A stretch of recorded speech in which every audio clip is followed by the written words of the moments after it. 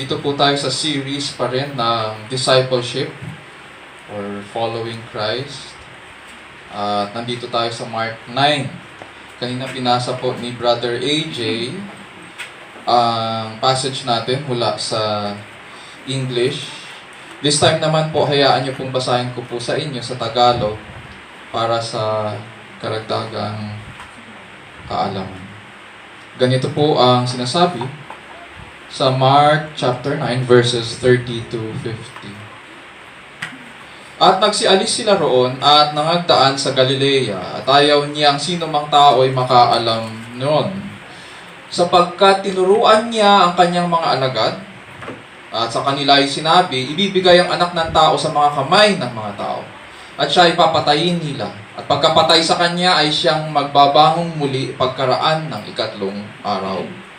Ngunit hindi nila naunawa ang sabing ito at nangatakot silang magsipagtanong sa kanya. At sila ay nagsidating sa Capernaum, at nang siya ay nasa bahay na ay tinanong nila siya. Tinanong niya sila pala, ano ang pinagkakatwiranan niyo sa daan? Datapat hindi sila nagsiimik, sapagkat sila ay nangagtatalo sa daan kung sino ang pinakadakila. At siya ay naupo, at tinawag ang 12 at sa kanila ay sinabi niya, kung sino man ang ibig na maging una ay siyang mahuhuli sa lahat at lingkod ng lahat. At kinuha niya ang isang maliit na bata at inilagay sa gitna nila. At siya ay kanyang kinalog, na sa kanila ay sinabi niya, ang sino mang tumanggap sa isa sa mga ganitong maliliit na bata sa aking pangalan, ay ako ang tinatanggap. At ang sino mang tumanggap sa akin ay hindi ako ang tinatanggap, kundi yaong sa akin nagsugo.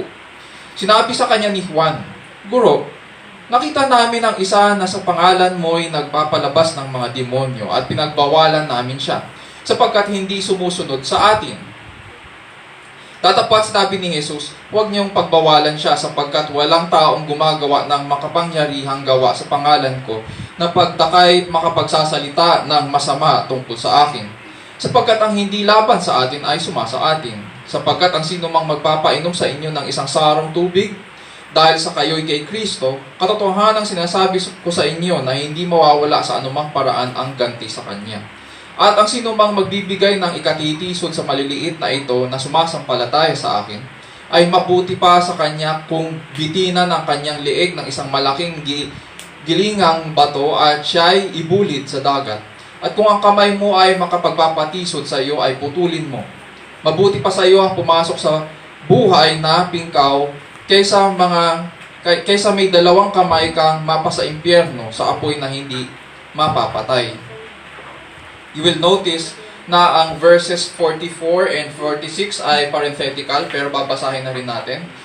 Na dooy hindi mamamatay ang kanilang uod at hindi namamatay ang apoy. At kung ang paamoy makapagpapatisod sa iyo ay putulin mo, mabuti pa sa iyo ang pumasok ang pilay sa buhay kaysa may 2 paa kang mabulit sa impyerno. Na dooy hindi namamatay ang kanilang uod at hindi namamatay ang apoy. Verse 47, at kung ang mata mo'y makapagpapatisod sa iyo ay dukitin mo, mabuti pa sa iyo ang pumasok sa kaharian ng Diyos na may isang mata, kaysa may 2 mata kang mabulit sa impyerno. Na dooy hindi namamatay ang kanilang uod at hindi namamatay ang apoy. Sapagkat bawat isa'y aasnan sa pamamagitan ng apoy. Mabuti ang asin. Datapwat kung tumabang ang asin ay ano ang inyong ipagpapaalat. Taglayin ninyo sa inyong sarili ang asin at kayo'y magkakaroon ng kapayapaan sa isa't isa. Ito po ang salita ng Panginoon, purihin ang Diyos. Kapag nanonood po ako ng mga talent competition noon, at least bago nagkaroon ng pandemic, pansin ko na may 2 dahilan po ang mga contestants. Pag tinanong sila kung bakit sila sumali, meron silang, pwede natin i-categorize yung kanilang sagot into 2 things. Unang-una, ganito ang maririnig natin. Gusto kong makatulong sa aking magulang, or gusto kong makatulong sa aking mahal sa buhay. Pag tinatanong sila, bakit ka nandito ngayon? Kasi gusto kong makatulong. So, ibig nilang sabihin, gusto nilang makilala sila. Itong mga contestants na ito, gusto niyang makilala siya sa kanyang skill or craft. or gusto niyang manalo. And hopefully ay with the hope na makaahon siya. Pag nanalo siya, maahon niya ang kanyang pamilya sa kanilang kalagayan. May pangalawang sagot.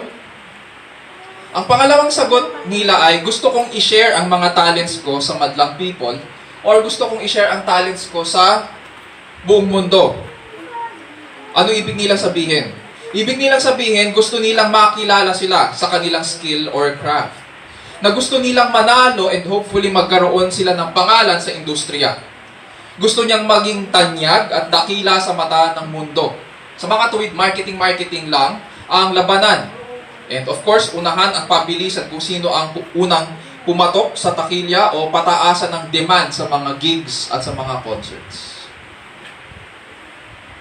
Bilang mga Kristiyano po at mga estudyante ng salita ng Diyos, we understand na bumaba po si Kristo upang itatag ang kanyang kaharian. At ang kaharian na ito ay hindi sa sanlibutan ito. Diba, sabi nga po niya, my kingdom is not of this world. If my kingdom were of this world, then my servants would be fighting that I would be handed over to the Jews. But as it is, my kingdom is not of this realm. Dahil po sa nature ngayon ng kaharian ng Diyos, ang pagtawag sa bawat mananampalataya, ang pagtawag po sa inyo, ang pagtawag sa akin, ang bawat pagtawag sa mga tagasunod ay naaayon po sa pamunuang ito. Sabi nga po ni Jesucristo, di ba? Bago po siya umakyat sa langit, all authority in heaven and on earth has been given to me. And so, He now commands His apostles, and later on, ganun din ang pinasa sa church, go and make disciples of all nations. Sa umagang ito, mapapansin natin ang upside down nature ng kaharian. Ibig sabihin, kabaligtaran ng mga qualities ng mundong ito, ang kaharian ng Diyos. At makikita po natin ito. Hindi lang yon, matututunan din po natin ang mga derailers or mga dangers na makapagpipigil sa ating paglago sa pananampalataya.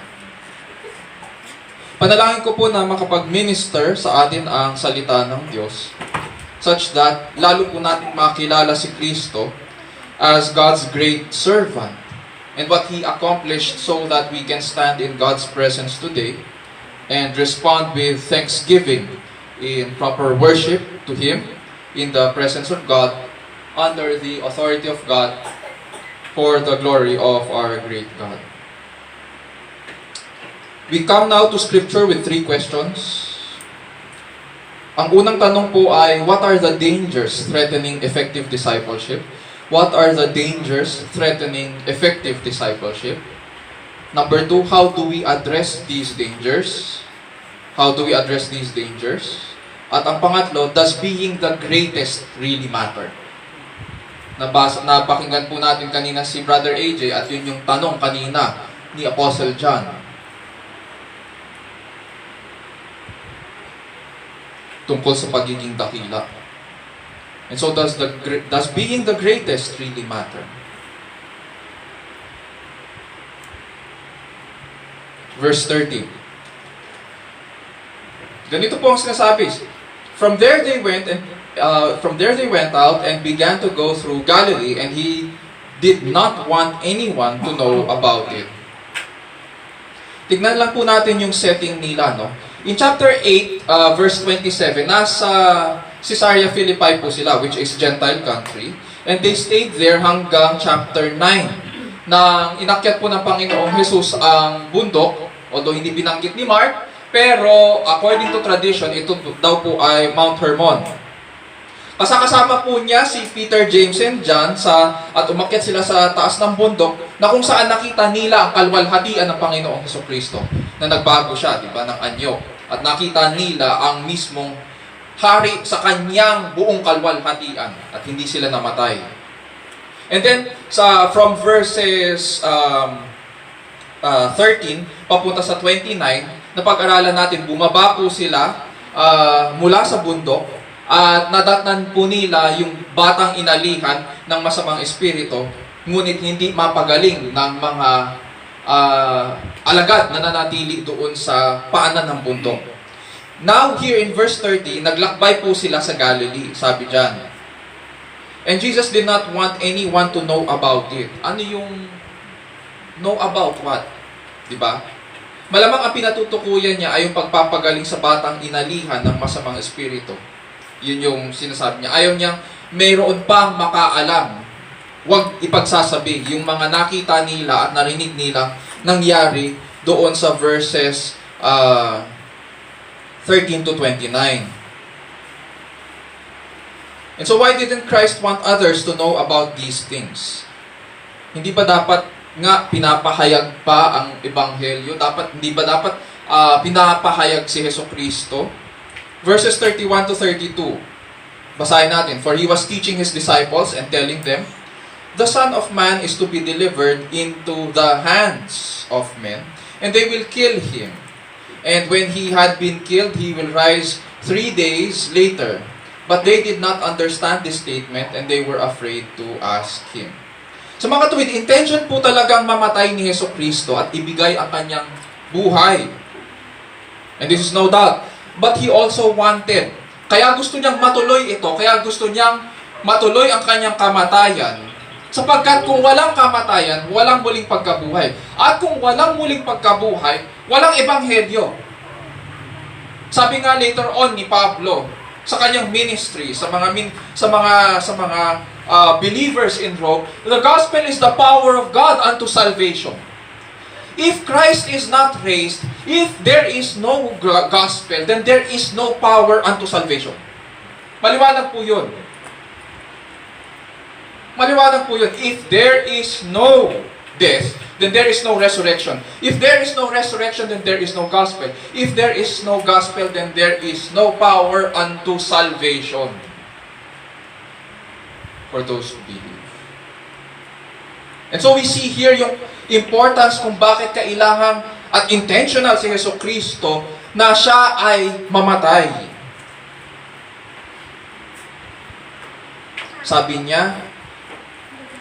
Sabi ni Mark dito, he was teaching his disciples. What was he teaching his disciples? The Son of Man is to be delivered into the hands of men, and they will kill him. And when he has been killed, he will rise 3 days later. 3 beses na niya binabanggit yung kanyang kamatayan. Ang unang beses, nasa Mark 8:31. Pwede niyo pong bilugan yon. Tapos lagyan niyo po ng connection yun. Lagyan niyo po ng Matay. Mark 8:31, 9:12, at saka nandito sa 9 verse 31. Unang beses, makikita natin na pinahayag po niya ang paghihirap sa kamay ng mga matatanda ng Israel at pagtakwil sa kanya. And he began to teach them that the Son of Man must suffer many things and be rejected by the elders and the chief priests and the scribes and be killed and after 3 days rise again. Ngunit hindi pa rin nila naintindihan ito. In Mark 9:12, inulit niya at dinagdag niya ang paghamak naman sa kanya. Sabi niya, Elijah does first come and restore all things. And yet how is it written that the Son of Man, how is it written of the Son of Man that he will suffer many things and be treated with contempt? Bakit siya hahamakin? So dinagdag niya yung detalye na yon. And now dito sa ating passage, iba naman ang anggulo niya para maintindihan nila lalo. Sabi niya, ibibigay ang anak ng tao sa mga kamay ng mga tao. The Son of Man is to be delivered into the hands of men. Sino ang magdi-deliver sa kanya? Is to be delivered into the hands of men. Ang pinatutukuyan niya ay ang Diyos. Ang Ama mismo ang may panukala. Ang Ama mismo ang may plano ng lahat ng ito. Ito ang kanyang initiative. Ama ang magbibigay kay Kristo sa kamay ng mga tao. Ito ang kalooban niya na mamatay ako, sabi ni Jesucristo. At pagkatapos ko mamatay ay magbabangon muli pagkaraan ng 3 araw. And sadly, hindi pa rin naintindihan ng mga apostol. Sabi dito sa passage natin, kahit hindi nila maintindihan, hindi na rin daw sila nagtanong. Malamang natatakot sila na baka dagdagan ng tanong. Parang minsan katulad na pag tinatanong ko si Ate Rose at saka si Kuya Dan tungkol sa mga assignments namin, Pag may follow-up question ako, hindi na sumasagot. Hindi ko naman maintindihan kung bakit. Pwede naman sumagot, di ba? Ang ayaw lang natin siguro bilang mga Pilipino, mga follow-up questions. Kasi mas malalim eh. Pag may follow-up question, mas malalim na yon. Ganun din sila, malamang natakot sila kasi in previous passages, nang tanungin ng Panginoong Hesukristo si Pedro, may follow-up question din ng Panginoon. 3 beses tinanong sila tungkol sa kung sino siya. So nagkaroon ng follow-up questions sa Mark chapter 8. Dito, hindi na sila nagtanong kahit na hindi nila maintindihan. Pero iba naman ang pinag-usapan na nila habang naglalakad papuntang Galilee. Verses 33 to 37. Sabi dyan, they came to Capernaum and when he was in the house, he began to question them. What were you discussing on the way? Ibig sabihin, hindi kasama si Hesukristo doon sa usapan nila. Nag-uusap yung mga apostol, malamang nandun sa harapan ang Panginoong Hesukristo, nandun sila sa likod. At habang naglalakad siya, papasok ng Galilee, papuntang Capernaum, isa sa mga villages, it is said na ang Capernaum pala ay home ni Hesukristo dito sa Galilee. Pag pumunta tayo sa Capernaum ngayon, meron silang parang karatula doon sa entrance ng village at nakalagay doon, the town of Christ. Bagamat ang alam natin si Kristo ay pinanganak sa Bethlehem at pag ini-introduce si Kristo, sinasabi Jesus of Nazareth, pero pag tinignan natin, mas madalas during His ministry years, mas madalas si Kristo sa Capernaum. And dito sa ating passage, bumalik siya sa Capernaum after Mark chapter 2. Nandito siya muli sa Capernaum and pumasok sila sa isang bahay. Pinatuloy sila. At tinanong niya ang kanyang mga apostol, what were you discussing on the way? Malamang narinig niya na nagtatalo sila. At ito sinabi, verse 34, they kept silent for on the way they had discussed with one another which of them was the greatest. Sitting down, he called the 12 and said to them, if anyone wants to be first, he shall be the last of all and servant of all. Taking a child, he set him before them, and taking him in his arms, he said to them, whoever receives one child like this in my name, receives me. And whoever receives me does not receive me, but him who sent me. Ang nangyari, nagyabangan sila doon sa daan, kung sino daw ang dakila. And akala nila siguro maitatago nila sa Panginoon, pero ayan, lumabas na. So ngayon tingnan natin, sino nga ba ang pinakadakila sa kanila? Noong unang panahon po sa Israel, may 2 social classes. Sa atin ngayon, merong 3 social class. Siyempre, merong yung nandun sa alta de sociedad, merong working class, at saka merong tinatawag na yung poor, di ba? So, pero sa kanila, noong unang panahon, it's only the landowners at saka yung poor. Wala pong middle class. In social events, yung ruling class at saka yung Sanhedrin, they occupied most of the important at saka choicest places pag mayroong mga events. Makikita mo nandun sila sa harapan. Sila yung kitang-kita at sila yung may mga responsibilities. Ang Sanhedrin po, ito po yung Supreme Court ng Israel. It is composed of 71 elders, scribes, Pharisees, at saka yung pinili nilang magiging high priest. So, sila po yung mga aral sa kautusan at sa mga propeta. So, sila yung nakakaalam ng scriptures. And they love to be praised and complimented. Matatandaan po natin doon sa kwento ng The Widow's Gift, yung isang balo, kasama niya ang kanyang anak, habang papunta po sila doon sa kaban ng templo, di ba? Mahabang pila yung papasok sila sa templo, at hinuhulog nila ang kanilang mga barya. Yung mga mayayaman, gustong-gusto nilang naririnig yung kalansing ng kanilang mga coins. Pero pagdating ng balo, 1, 2 lang. Pero nagsabi ang Panginoong Hesukristo, lahat kayo, nagbigay kayo ayon sa inyong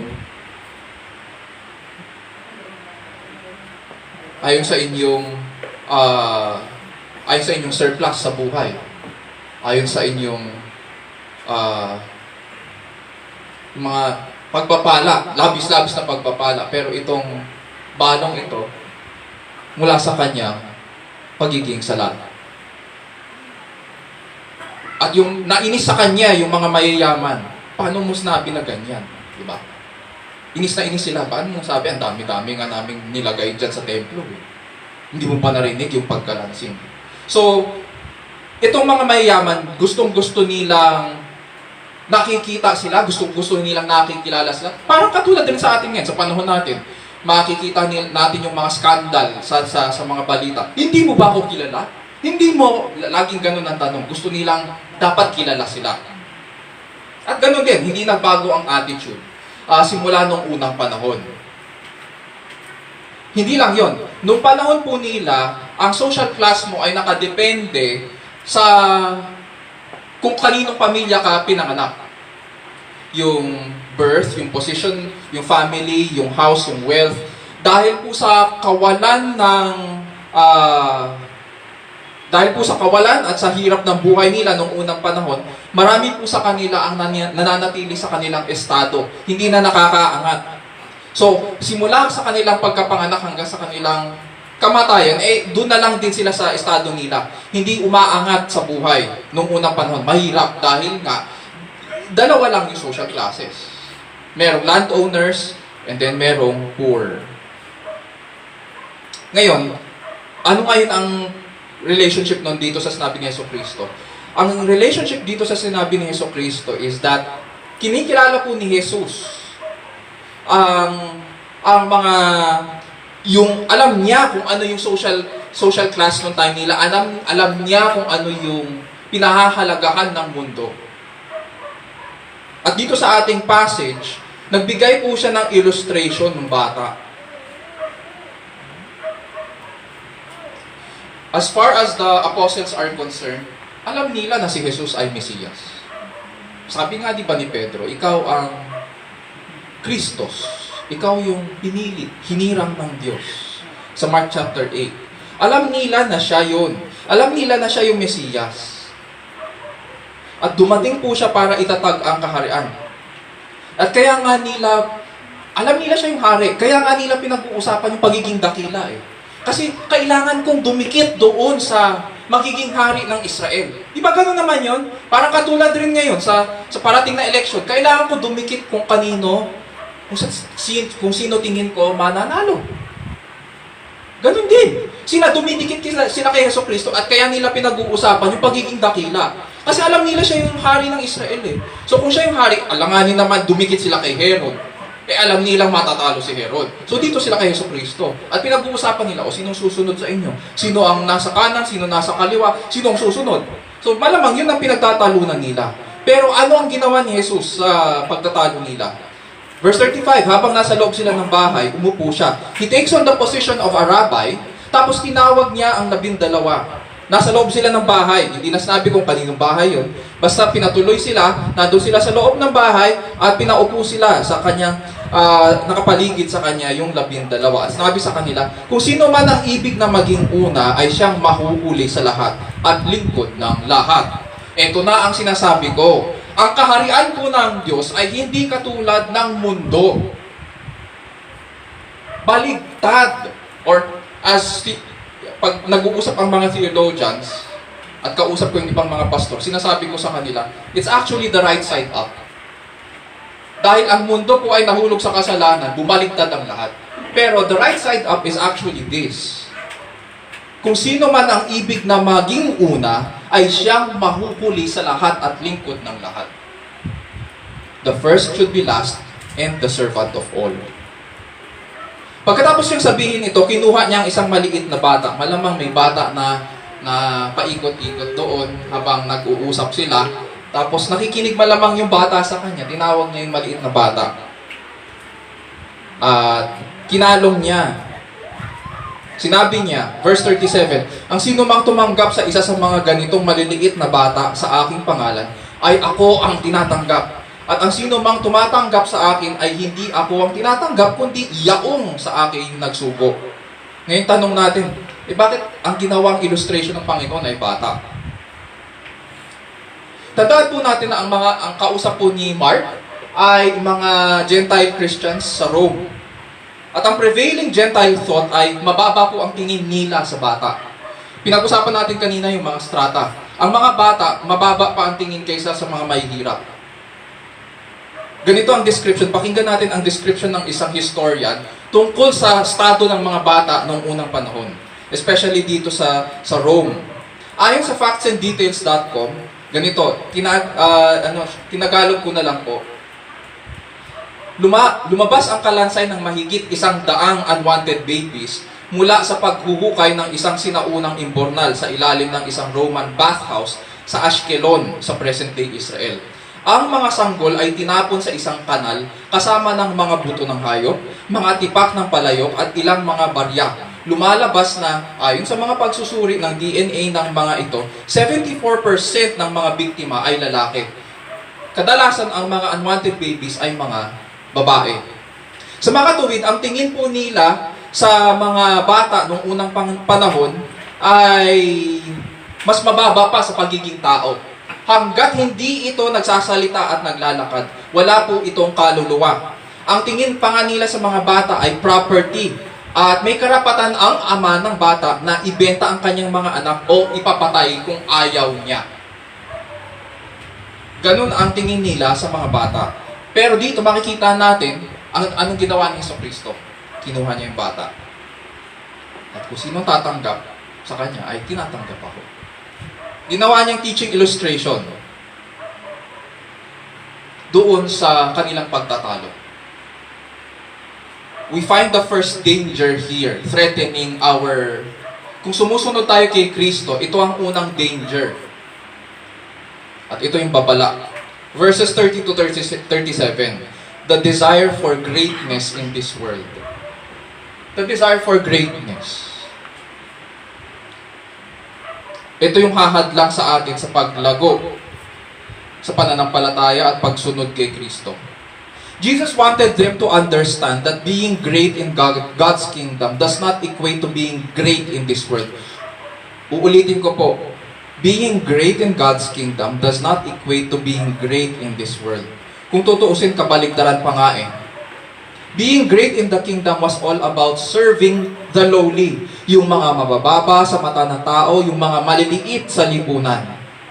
Ganyan po ang ministry work ng tagasunod ni Kristo. Yung mga maliliit sa mata ng ibang tao, yun ang dapat na pinaglilingkuran. Para sa atin na mga sumusunod kay Kristo, ano ngayon ang kahalagahan nito? Para sa atin, hindi problema na paglingkuran ang mga mabababa sa lipunan. Hindi issue sa atin ang gumawa ng mabuti sa mga maliliit na tao. At hindi dapat issue yun. Dahil pinahayag ni Kristo ang kanyang pag-ibig sa atin at inutusan tayo, love your neighbor, pinapakita natin ito sa ating kapwa. And so, to receive the little ones is to receive Christ. Punta tayo sa verses 38 to 41. Nagsalita bigla si John. Sa Mark chapter 8, ang naging representative ng mga apostol, si Pedro.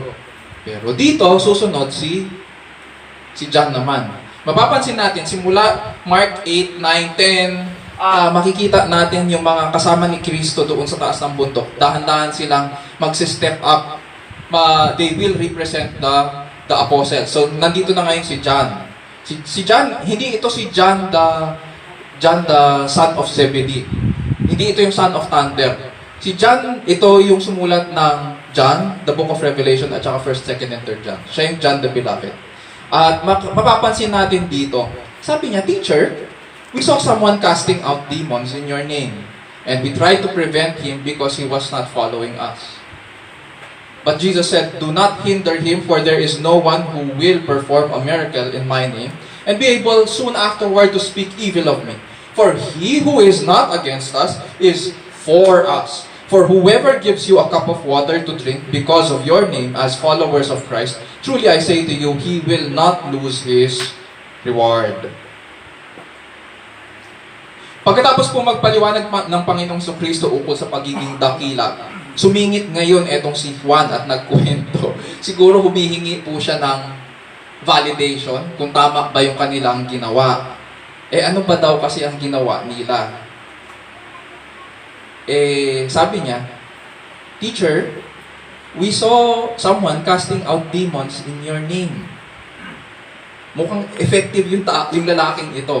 Nag-iisa lang yung lalaki na nagpapalayas ng demonyo, nagpapahayag. And effective siya.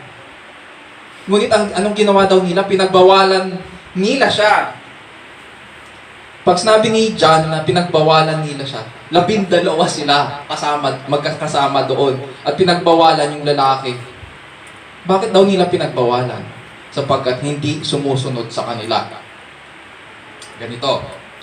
In Mark chapter 9, verses 39 to 13 hanggang 29, matatandaan natin na pagbaba ng Panginoong Kristo sa bundok, nadatnan niya yung siyam na apostol na nakikipagtalo sa mga eskriba.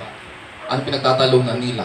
Kasi hindi nga mapagaling yung batang inalihan ng masamang espiritu. So hindi sila naging effective doon. Diba? Ano sila doon? Talunan sila doon sa puntong yun. Tapos dito, habang nasa daan sila, may pinagbawalan sila na nakita nila effective sa pagpapalayas ng demonyo. Lumalabas na mas magaling magpalayas. Itong nag-iisang taong ito, itong lalaking ito. Bagamat hindi siya apostol, pero nagpapahayag siya. Tama ang mensahe niya, kaya nga niya napapalayas yung demonyo. Effective siya. So ngayon, anong mapapansin natin? Anong ramdam natin ngayon na kung ikaw yung nasa kalagayan ni Juan at saka ng mga apostol at hindi nyo mapalayas yung batang inalihan ng demonyo, pero ito, nagpapalayas at effective siya. Nag-iisa lang siya, kayo 12, pero ito, nag-iisa lang at effective na effective siya. Anong masisense natin dito? Bitterness? Yes? Bitter? Diba? May ministry jealousy? Diba? Na-jelly sila. Meron din konting attitude na pagiging mataas. Diba? Mararamdaman natin yon. Tapos pinag-uusapan pa nila yung pagiging dakila sa sarili nilang mga mata.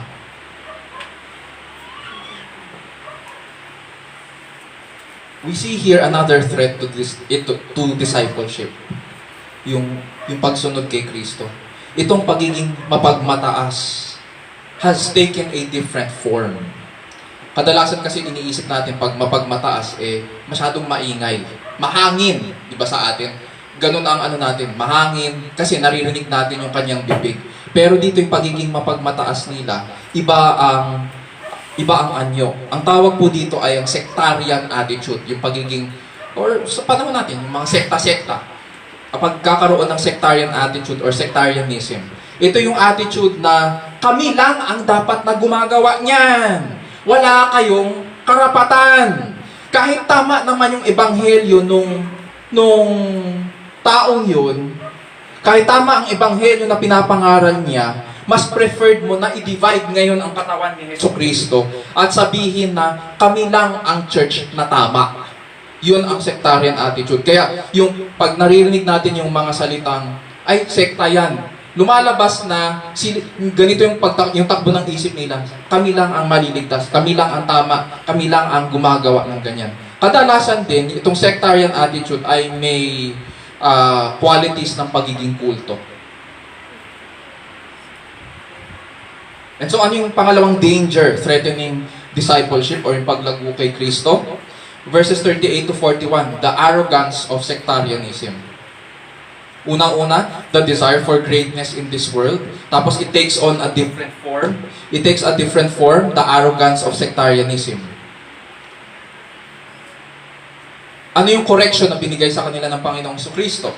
Ganito po ang sinabi niya sa kanila sa verses 39 to 41. Do not hinder him. For there is no one who will perform a miracle in my name and be able soon afterward to speak evil of me.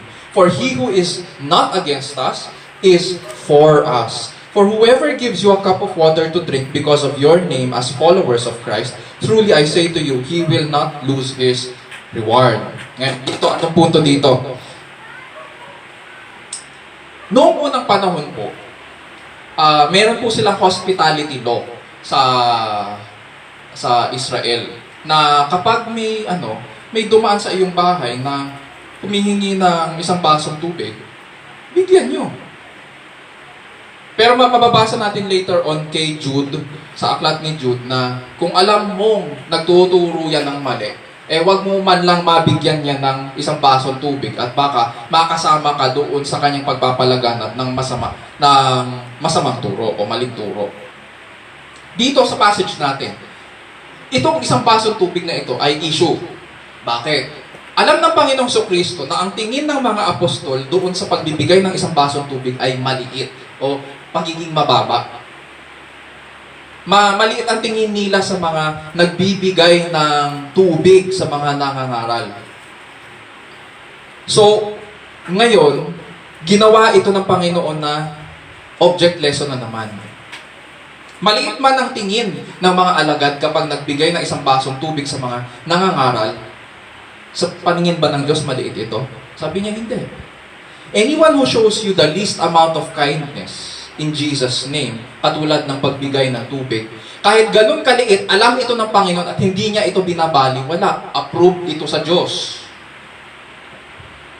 And so, pinagpapala ng Diyos ang gumagawa ng mabuti sa kapwa, kahit magbigay lang ng isang basong tubig. Of course, hindi naman ibig sabihin nito, ay, okay na pala yun. So, bare minimum lang ang ibibigay ko. Ibig sabihin ng bare minimum, kahit isang basong tubig, okay na. Pero kung ikaw naman, may kakayahan na tumulong, bakit hindi mo gagawin? Ibang usapan naman yun kapag ang ginagawa mo, nangangatwiran ka na sa mga verses. Ang pinag-uusapan dito, yung pinakamaliit na sa tingin ng mga tao. Approve ba ang Diyos doon? Yes. Approve siya. And therefore, hindi dapat minamaliit yun. Pinagpapala niya yun. Ang punto dito, kahit magbigay lang ng isang basong tubig, bagamat hindi nakakasama yung taong nagbigay ng tubig, pinagpapala ng Diyos yun. Nakakapag-contribute po siya sa ministry. Ngayon, bakit kaya sila ipagbabawal sa paglilingkod? Bakit pinagbabawal ito ng mga apostol, no? Kung hindi sila pinagbawal ni Jesucristo na mag-minister, anong karapatan natin na ipagbawal sila? Diba? Kung hindi sila pinagbabawal, bakit natin ipagbabawal? Mula sa passage, maaari tayong magkaroon ng ilang diagnostic questions para hindi tayo mahulog sa sectarian arrogance. Gumawa ako ng ilang questions. Actually, ilan lang ba ito? Tatlo lang yung questions na ito. May konting follow-up questions. Pero 3 main questions para maintindihan natin at hindi tayo mahulog doon sa pagiging arrogante ng mga sekta. 1. Ito yung tanong. Are they teaching the truth of God's Word? Consistent ba sila sa salita? Pangalawa, are they doing the work of the Lord? Pinapakita ba nila ang pagmamahal ni Kristo sa kanilang paggawa ng mabuti sa kapwa? Pinapakita ba nila ang pagmamahal ni Kristo sa kanilang paggawa ng mabuti sa kapwa? Are they doing the work of the Lord? And number 3, are they doing it in the name of Christ?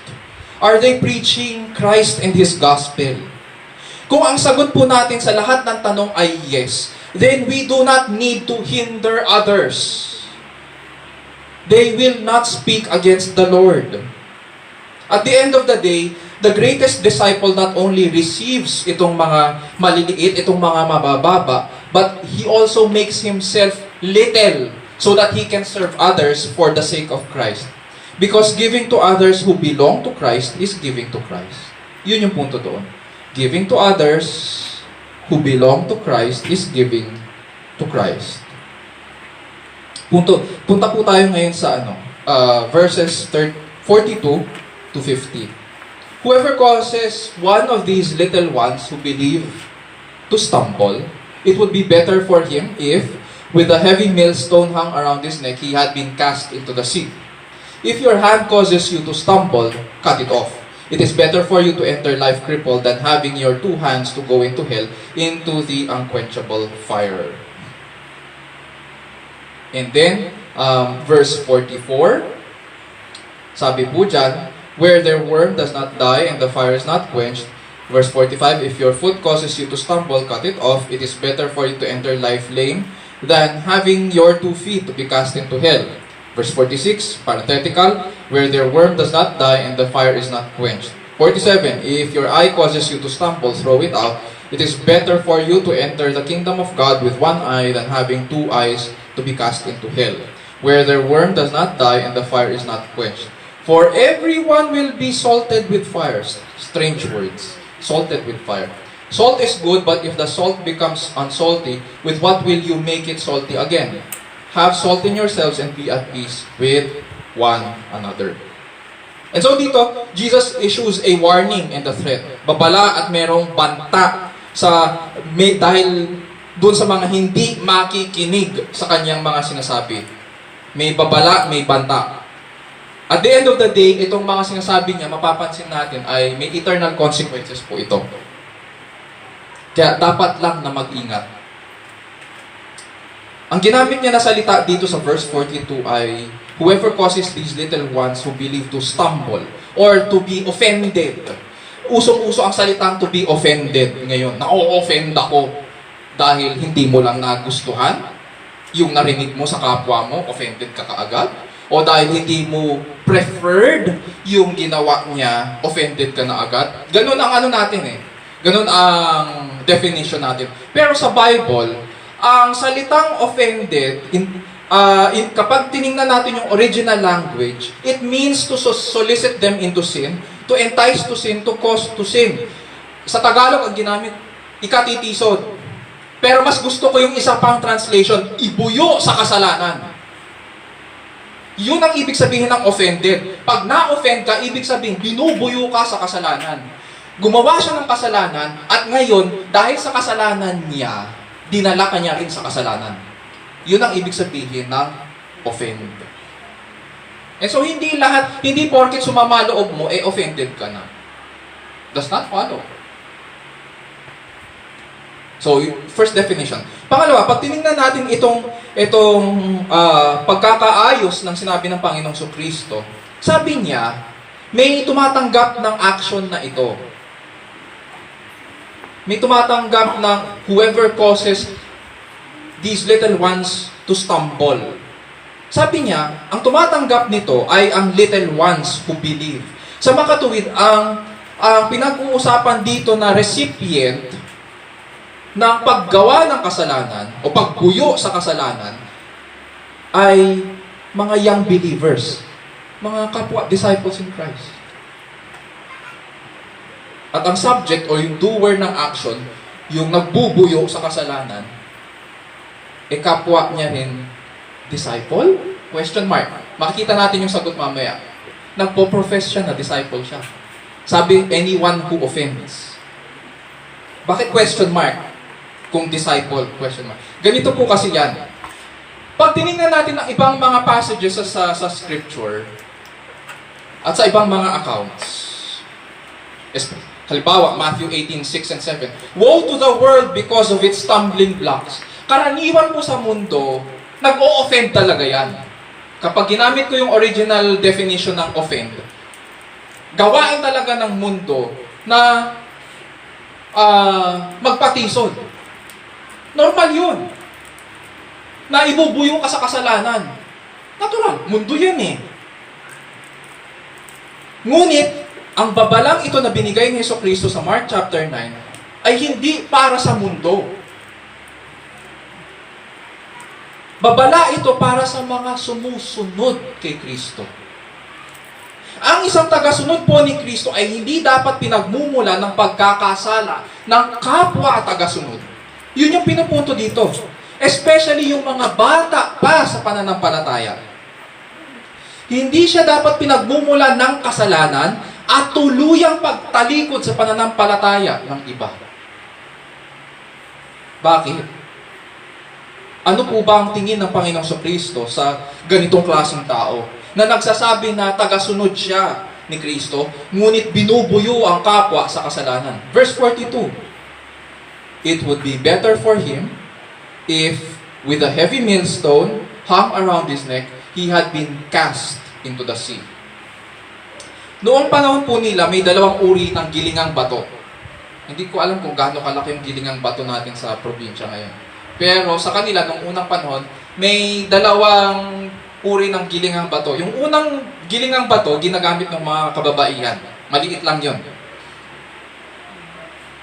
Yung pangalawang bato na ginagamit, pag sabing gilingang bato, yun yung nilalagyan mo ng palay, tapos may dumadaan na bato na paikot para lumabas doon yung bigas, di ba? Ngayon, para ihiwalay yung chaff doon sa internal part ng ng palay. Ngayon, yung pangalawang klase, ito yung hinihila ng mga hayop. Ito yung malaki. Yung tinutukoy dito ni Jesucristo, yung malaki. Malaking bato na hinihila ng hayop. Now, the Jews are an agricultural people. Hindi sila mga tripulante. Hindi sila sanay sa dagat. And so pag pinag-uusapan ang dagat o karagatan, natatakot sila. Unsure sila.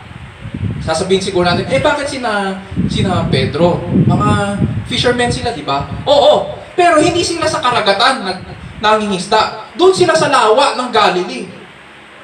Lawa lang yun. Pero pag karagatan ang pinag-uusapan, hindi mo alam kung gaano kalalim yun, yung kalaliman na yun. Iba ang kanilang disposisyon pagdating doon. Kaya, nung sinabi ito ni Jesucristo, meron po yung sinabi niya, mas mabuti pa sa iyo kung ikaw ang pagmumulan ng kasalanan at isinasabi mo na ikaw ay tagasunod ko, mas mabuti pa na talian ka ng gilingang bato na malaki sa leeg mo.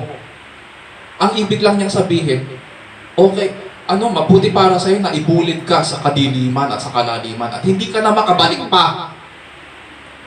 Ganon katindi yung sinasabi dito ni Jesucristo. Para sa mga pagano, yung ganitong klaseng kamatayan ng hayop, kasi ginamit niya, sa English, hayop yung ginamit niya na term, animal. Yung ganitong klaseng punishment, ayon sa mga pagans, this was the worst punishment dahil ito yung kamatayang hindi nililibing. Walang paglibing, walang pagrespeto sa patay. And so, hindi ka re-respetuhin pag ganito. Yun din yung isa pang sinasabi ni Jesucristo dito. Mamamatay ka. Walang re-respeto sa'yo. At hindi ka dapat na nire-respeto rin. Dahil hindi mo nirespeto ang iyong kapwa. Nagsasaliksik, sinira mo ang pananampalataya niya, binuyo mo sa kasalanan. So bakit ka re-respetuhin? Sa'yo nagmumula ang lahat ng kasalanan. Kaya na-offend sa'yo ang iba.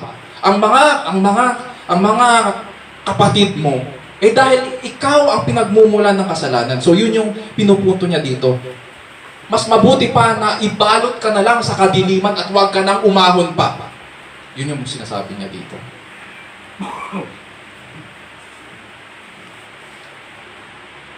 Pero ano ba yung pinagmumulan dito?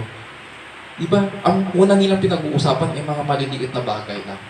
So, sabi ni Kristo dito, kahit maliit pa yan, kahit sa tingin mo maliit o mababang kasalanan,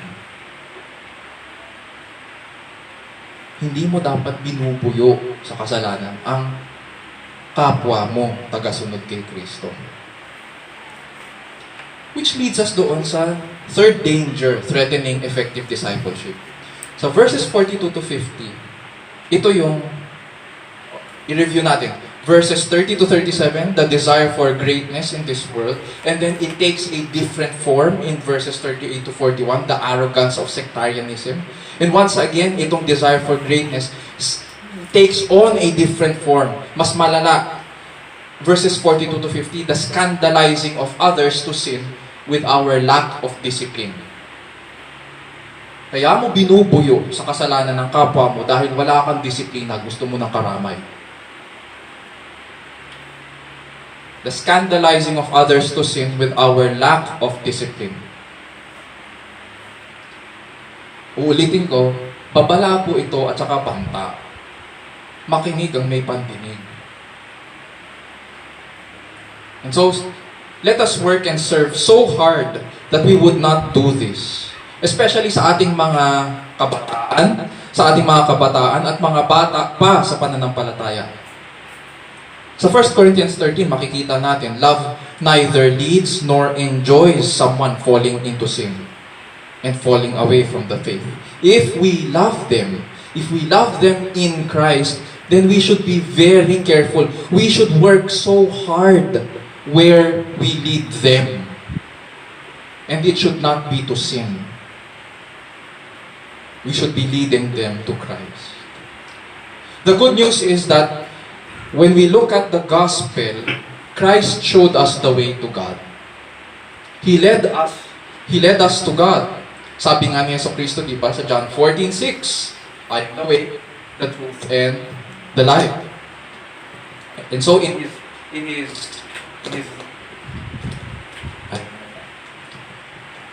hello? Yeah. In His life and death, nakita po natin ang tunay na katapatan at pagpapakababa na hinihingi ng Diyos sa tao. We saw what it meant to be truly man kay Jesucristo. At yun yung kababaang loob, yun yung pagpapasakop sa Diyos. Sabi nga ni Apostol Pablo sa Philippians 2:8, being found in appearance as a man, He humbled Himself by becoming obedient to the point of death. Hanggang kamatayan.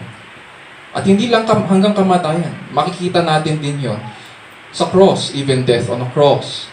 Sumunod po siya sa Diyos, even to the point of death. And Jesus was careful and diligent enough in leading us to the cross, so that we, through His ministry, would be reconciled to God. Ang objective ni Kristo ay ilapit tayo sa Ama at pinakipagkasundo niya tayo sa Ama. Ano ang isa sa mga huling salita niya?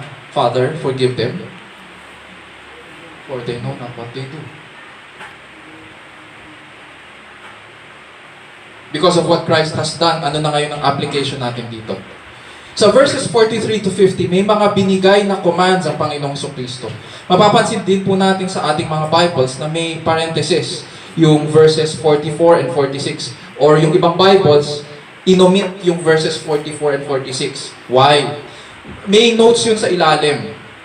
Ang ibig sabihin nito, na later on, may mga scribes na nagdagdag ng verse 44 and 46. Dinagdag nila yung mga sentences doon or yung mga clauses ng verses 44 and 46. Wala po siya sa original manuscript nung sinulat ito ni Mark. Dinagdag lang ito ng mga scribes na kumopya. So, yun yung ibig sabihin doon. Kaya yung mga Bibles natin may mga parentheses. Pero we should not worry kung hindi ito part ng original. Dahil hindi naman affected ang teachings ng Bible. Dinagdag lang yun. Ibig sabihin, mga scribal, accommodation, dinagdag yung mga, mga writings nila. So, anong application natin dito? Una, verses 43 to 47. The disciple of Christ severely deals with this sin so that he can minister and lead others to Christ. I-expound po natin yan. Ano ibig sabihin ng severely deals with this sin? The disciple of Christ severely deals with his sin so that he can minister and lead others to Christ. Mapapansin natin dito sa 43, sa 45, sa 47, and 48. May mga common na sinasabi dyan si Jesucristo, katulad ng your hand, your feet, your eye. All of these refer to you as the disciple, as the Christ follower. Itong mga elements na ito ay representative po ng kabuuan ng ating buhay. O bahagi ng ating buhay. Pag sinabing kamay, bahagi ito ng ating buhay. Pag sinabing paa, bahagi ng ating buhay. Pag sinasabing if your eye, bahagi lang ito, isang bahagi lang ng ating buhay. Pero pag pinagsama-sama natin yan, ang pinag-uusapan dyan ay ang ating buhay. Ganito yan. As Christ followers, we are called to serve others. At ang role po natin as His followers ay maging halimbawa sa mga maliliit o mabababa. At least yung tingin ng iba na mabababa sa pananampalataya. Dahil tayo po ay tagasunod ni Kristo, tinatawag po tayo na ipakita si Kristo sa ating pananalita at sa ating pamumuhay. Ipakita natin na nagpapasakop po tayo sa Kanya. Yun yung pamamaraan para madala natin ang mga bata pa sa pananampalataya. Now dito sa verses 43 to 48, sabi po niya, if these cause you to sin, cut it off. If these cause you to stumble, cut it off. Hindi po ito literal, kundi figure of speech. Ang punto ni Jesucristo dito ay seryoso po ang Diyos sa pagtatag ng kanyang kaharian. Seryoso po ang Diyos sa kanyang panukala na ipadala si Jesucristo sa krus. Seryoso po ang Diyos sa kanyang pagtubos. Seryoso po ang Diyos. Hindi po siya nakikipaglaro. Hindi katulad ng mic na ito. Dali lang. Hello. Mic test. Yan. Hindi po nakikipaglaro ang Diyos. May halagang binayad po ang anak para sa ating kaligtasan. At ang halagang yun ay buhay. And so, ang sinasabi ni Kristo dito, kailangan aggressive po tayo sa pakikipaglaban sa kasalanan sa ating buhay. Sabi niya, if your hand causes you to stumble, if your foot causes you to stumble, if your eye causes you to stumble, cut it off, throw it out. Hindi yung nakikipaglaro pa tayo. Nakikita pa sa Facebook kung ano yung mga kalokohan natin. Pinagyayabang pa natin sa mga tao. O gumagawa tayo ng kalokohan sa office. Tapos, pre, tingnan mo itong gagawin ko ngayon. Ganyan ang pagiging dakila sa mundo eh. Sabi ni Kristo, hindi. Kung sinasabi mo na sumusunod ka sa akin, kung sinasabi mo na ako ang nagligtas sa iyo, nakikita mo ba sa akin na ganyan ang ginagawa ko? Pinaglaruan ba kita? So bakit mo paglalaruan ng kapwa mo? Bakit mo pinaglalaruan ng pananampalataya? Nakipaglaro ba ako sa iyo? Hindi mo ba nakita na dugo ang pinambayad dyan? Tapos ganyan ang gagawin. And so sinasabi dito, cut it off. Sabi ng mga theologians, we need to be struggling against sin. Hindi yung tayo pa ang pinagmumulan. Cut it off. Bakit? Paano natin nalalaman na seryoso? May consequences. May consequences. May consequences po ang pakikinig. May consequences ang hindi makinig. Sabi ng Panginoon, it is better for you to enter life crippled, or lame, or with one eye, than to go into hell. Kung makikinig ka, ano ang consequence? O anong bunga nun? O anong gantipala kung makikinig ka? You will enter into life. Buhay. Pero kung hindi ka makikinig, 3 beses niyang sinabi, you will be cast into hell. Ang salitang hell po dito ay mula sa salitang Gehenna. Sa Old Testament po, ang Gehenna po ay libis ng Hinnom.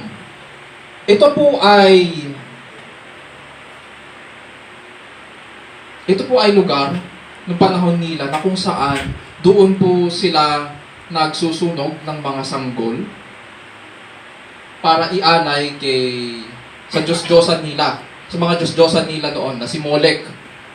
Pero nung time ni King Josiah, pinatigil po ito. At nung time ni Jesucristo, naging tapunan po ito ng basura.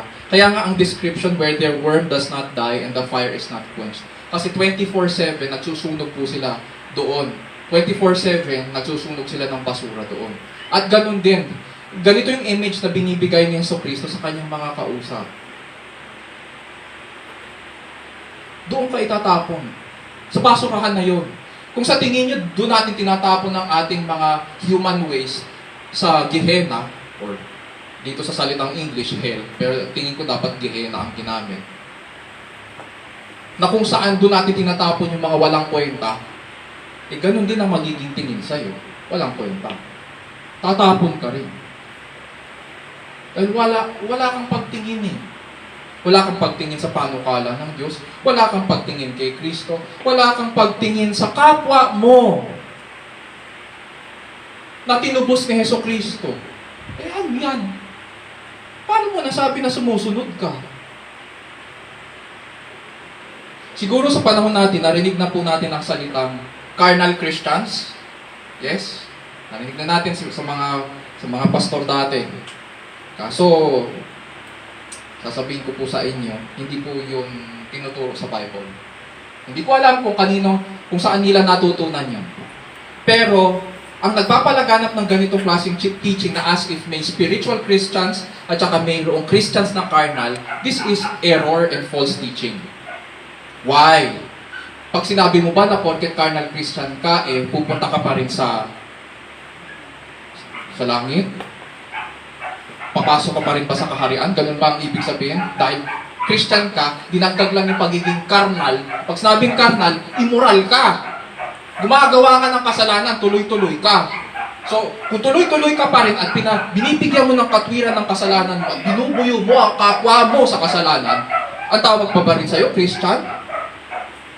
Yun yung punto doon sa teaching na yun, kaya mali. It is nowhere taught in the Bible.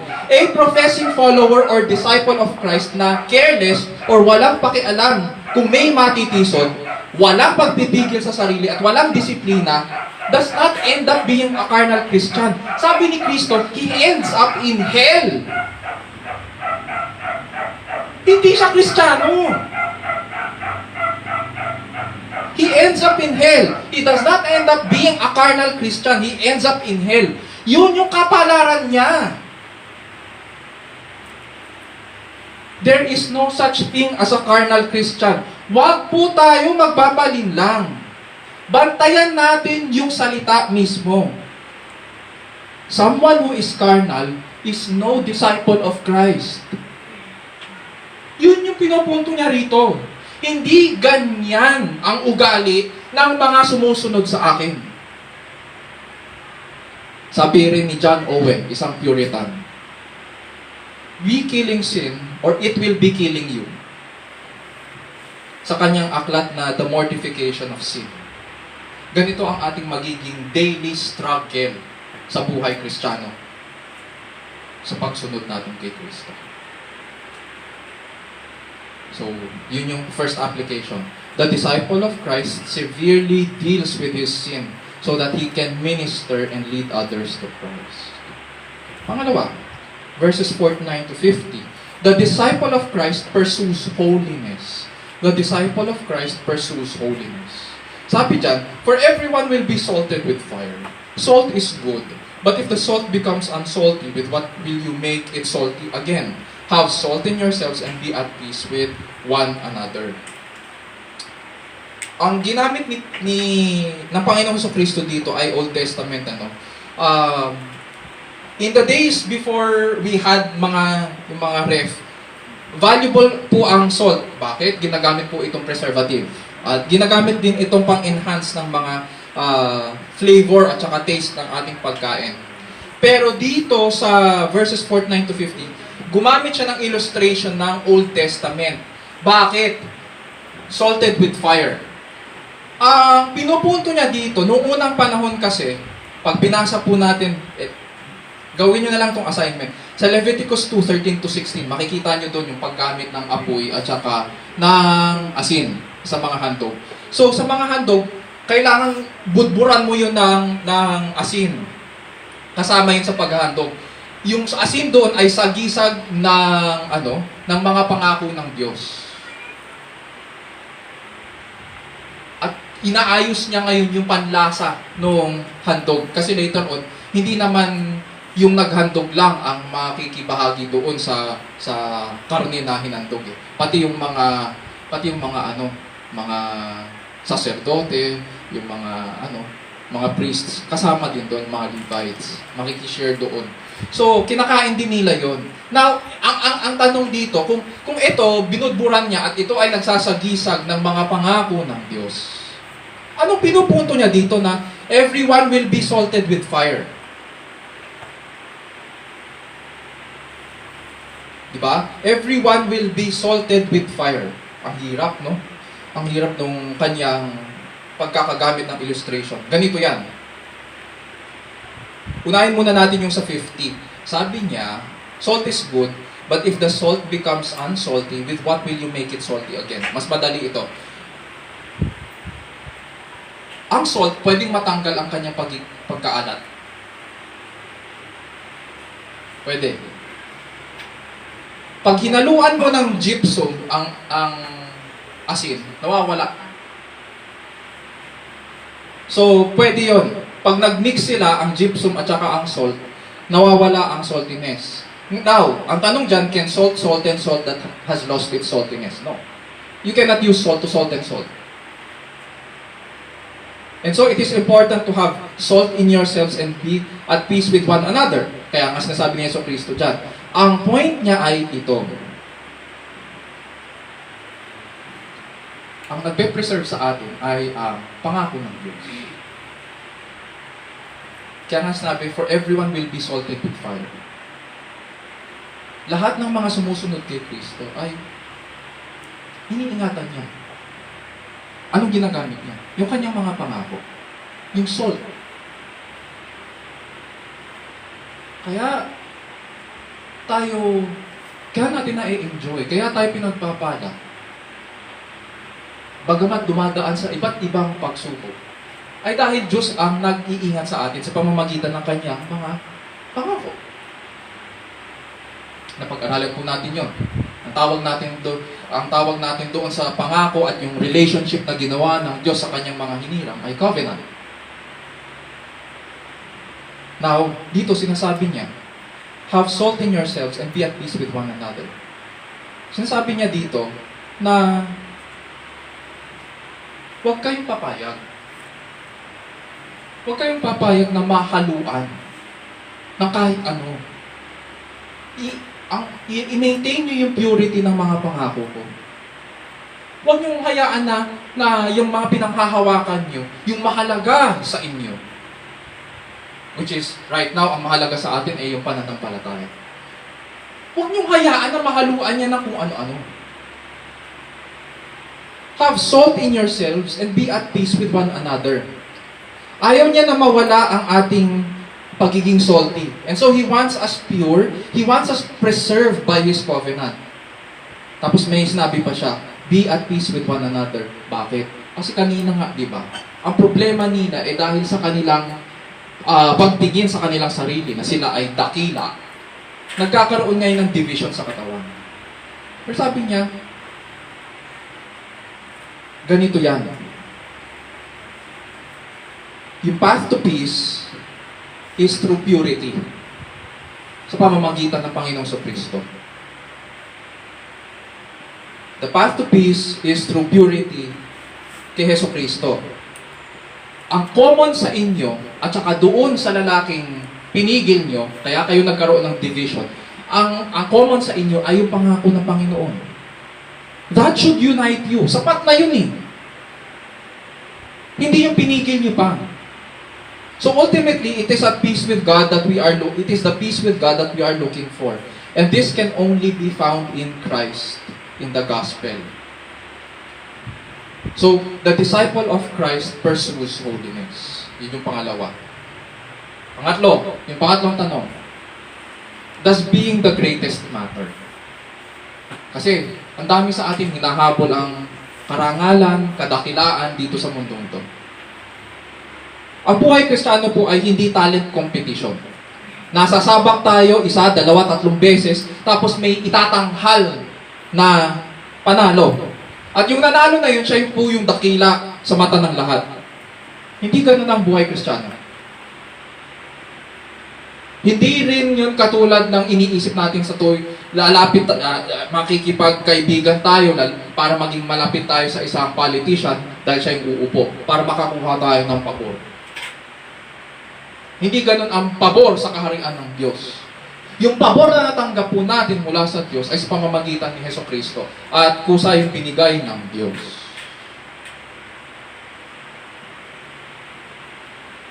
To be the greatest in the kingdom is to be the last of all and the servant of all.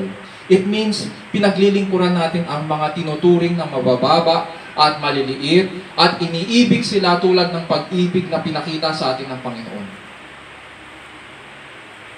Ang mangyari dyan, dahil ganyan ang magiging pamumuhay natin, pipigilin tayo ng mundo. Patuloy tayong makikipaglaban sa ating mga kasalanan. Hindi tayo maaaring magpatalo sapagkat tinawag tayo na maging pagpapala o halimbawa sa iba. Hindi tayo hadlang sa paglapit ng mga bata sa Panginoon o pagpasok nila sa kaharian. Nagpapakababa tayo, nagpipigil tayo, dinidisiplina natin ang ating mga sarili sapagkat nais nating suportahan ang paglago ng iba sa pananampalataya. And when we live like this, it will not matter who is the greatest disciple anymore. But we will be at peace with one another because in Christ we are at peace with God. Isa puso natin ang mga bagay na ito at iukol po natin ang ating sarili sa tapat at dakilang Panginoon. Tayo manalangin.